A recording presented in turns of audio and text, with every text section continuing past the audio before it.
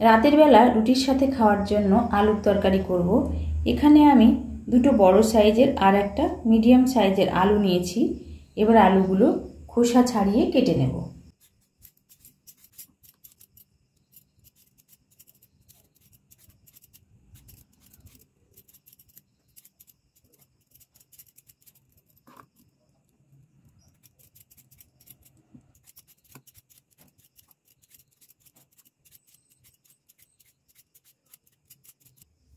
আলুগুলোর খোসা আমি ছাড়িয়ে নিয়েছি। এবার মিডিয়াম সাইজের টুকরো করে আলুগুলো কেটে নেব।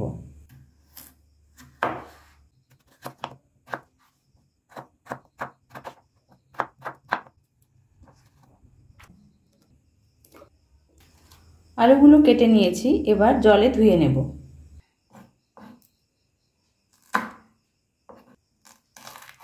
লঙ্কাগুলো একদমই ঝাল নেই, তাই একটু বেশি করেই নিলাম।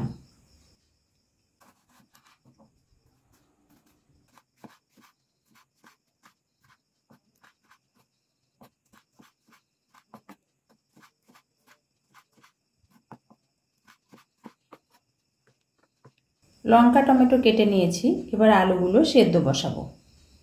আলুটা সেদ্ধ হওয়ার জন্য পরিমাণ মতো জল বসিয়ে দিয়েছি। এবার জলের মধ্যে আলুটা দিয়ে দেব।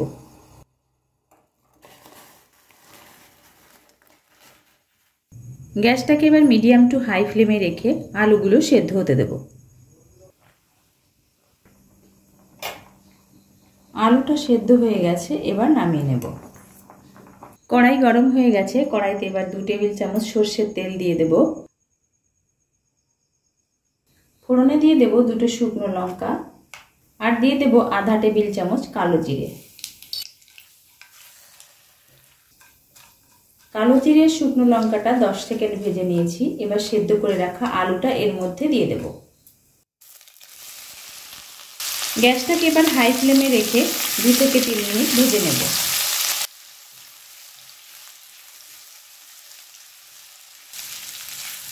হাই ফ্লেমে 2 মিনিট ভেজে নিয়েছি। এবার টমেটো কুচিটা দিয়ে দেব। দিয়ে দেব চেরা কাঁচা লঙ্কা, স্বাদ মতো লবণ দিয়ে দিলাম।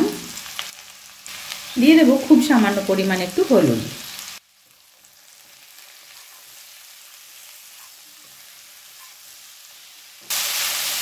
এবার মিডিয়াম ফ্লেমে আরও 1 থেকে 2 মিনিট নাড়াচাড়া করব।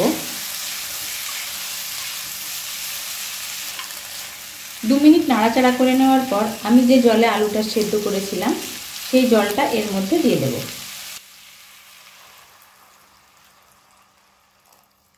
যতটুকু ঝোল রাখবো সেই বুঝে জলটা দিয়ে দিলাম। জলটা দেওয়ার পর একটুখানি নাড়াচাড়া করে নিয়েছি। এবার ঢাকনা দিয়ে ঢেকে গ্যাসটাকে মিডিয়াম টু হাই ফ্লেমে রেখে 5 থেকে 6 মিনিট রান্না করব। মিডিয়াম টু হাই ফ্লেমে 6 মিনিট রান্না করে নিয়েছি। ঢাকনাটা সরিয়ে নিলাম। রুটির সাথে খাওয়ার জন্য আলুর তরকারিটা একদম তৈরি। এবার এর মধ্যে দিয়ে দেব অল্প পরিমাণ ধনেপাতা কুচি আর দিয়ে দেব 1 টেবিল চামচ চিনি। ধনেপাতা কুচি আর চিনি দিয়ে গ্যাসটাকে হাই ফ্লেমে রেখে 1 মিনিট নাড়াচাড়া করব। গ্যাসটাকে হাই ফ্লেমে রেখে 1 মিনিট রান্না করে নিয়েই নামিয়ে নেব।